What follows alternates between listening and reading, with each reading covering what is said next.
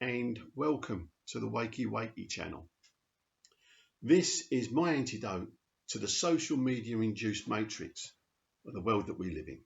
Okay, it's just an alternative view to different things that are going on in society, going on in life, and maybe might just make people think a little bit more than what they do already. And the first subject I'm going to cover is clapping for the NHS on a Thursday night in the UK at 8 o'clock. Now, don't get me wrong, let's get this elephant out of the room straight away.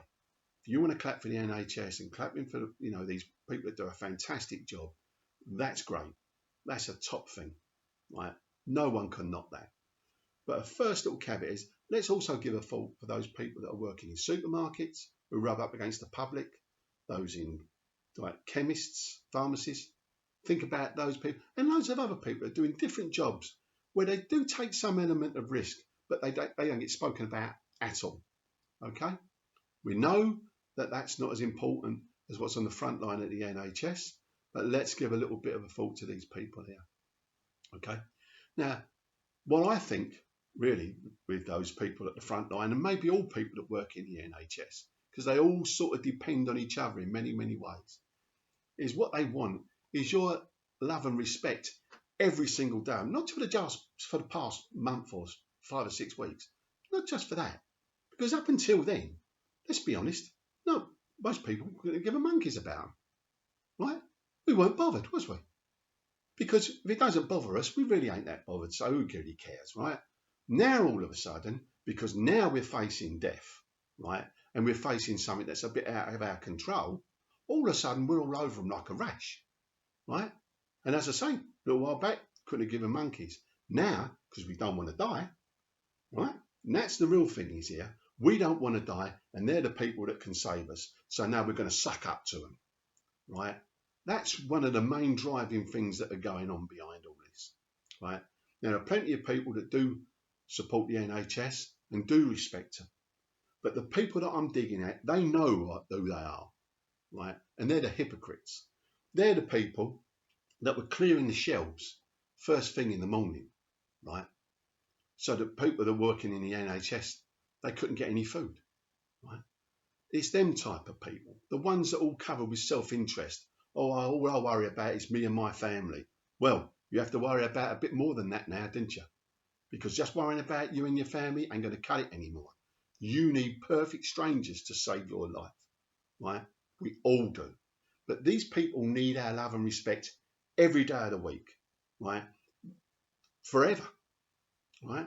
I go into the hospital quite a lot, and I have seen people treat just a building like it's like a dumping ground, right?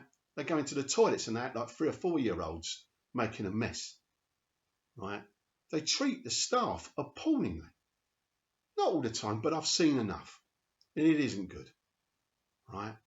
And they do this a lot, far more than what you give it. And it's like, why should these people take it? Why?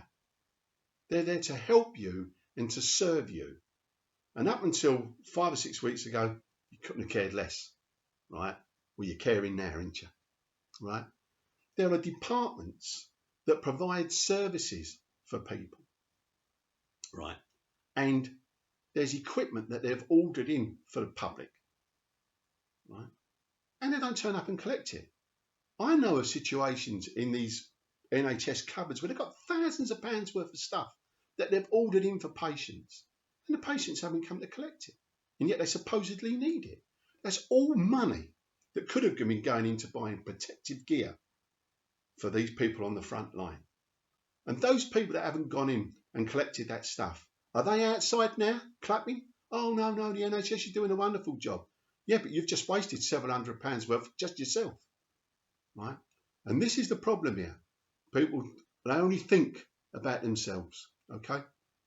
What we also need to be doing is treating these people with love and respect all the time, but also think about paying a bit more for the NHS service.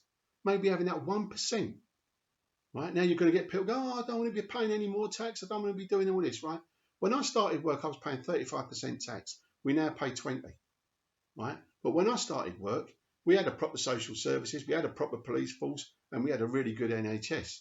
Probably not that great because it's never going to be absolute perfect, unfortunately. But what we've done over the years is we've taken the money away. And I know the governments are going to say, in real terms this and in real terms that.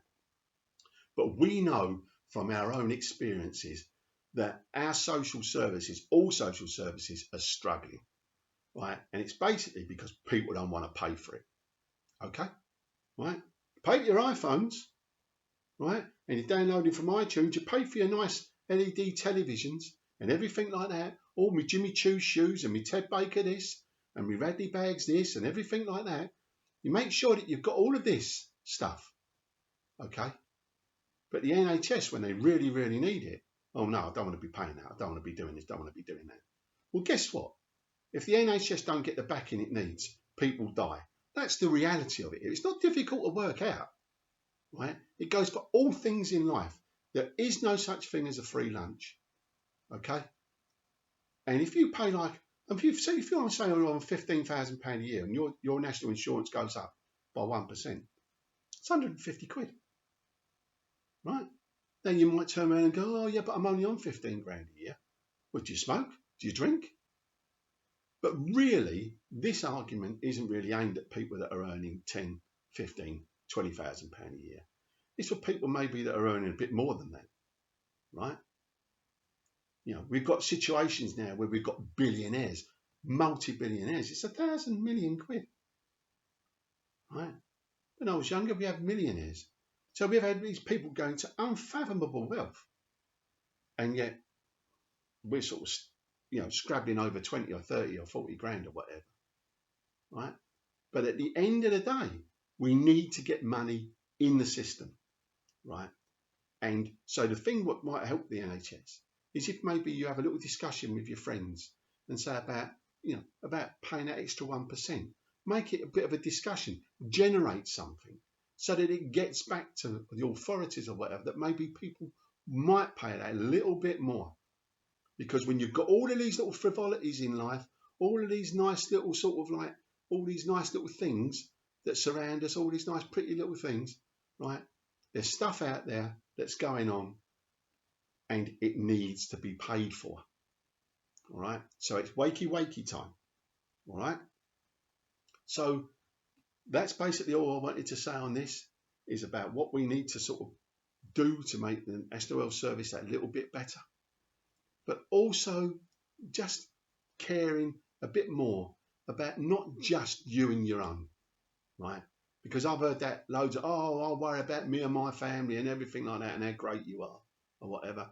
But it's at times like this where we really have to start thinking about other people, okay? So anyway, that's all I've got to say at the moment. If you like it, like it. If you don't like it, don't like it.